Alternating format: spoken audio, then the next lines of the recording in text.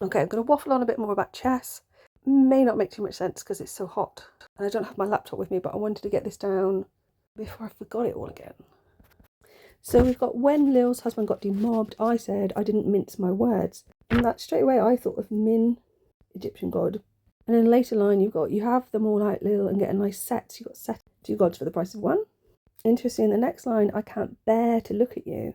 Possibly be a reference to like the bear, like Ursa Major Minor. And there's also the bear as in teddy bear, like Theodora, which that may mean this is Lily, as in the Virgin, because I was originally thinking Lilith. So I looked at a couple of Alberts. The etymology of Albert also gives us like Albertus, Alberta in Canada, and also Ethelbert. So there's historical links there. But I was particularly interested in Albertus Magnus, who wrote De Minerabilis and is associated with alchemical legends. Yeah, it's debated how much was actually written by him, whether he actually discovered the Philosopher's Stone. And he's linked with Thomas Aquinas. So he was noted to be interested in astrology, as a lot of people were then, people who used to pay attention to things. I think when they say about having the teeth fixed, that's possibly a reference to the stars. See my previous post on hysteria, if I made one for my logic, such that it is.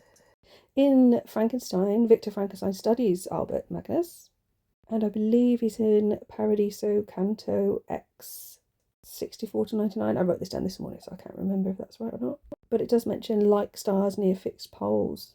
On my travels today, I also came across a Fort Albert, which is near Fort Victoria, and it's one of those forts that were built in the sort of Palmerston era, so against possible invasion by Napoleon III.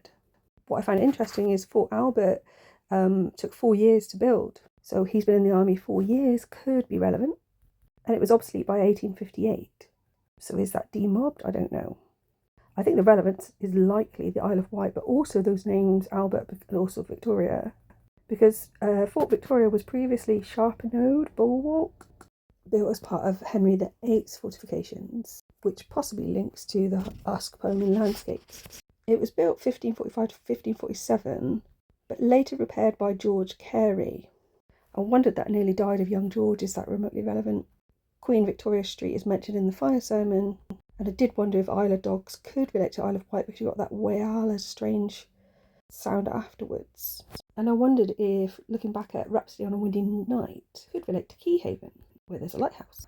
Here is an old lamp from a lighthouse. Anyway, that's enough rambling for now. Thanks for listening. I'll be back tomorrow.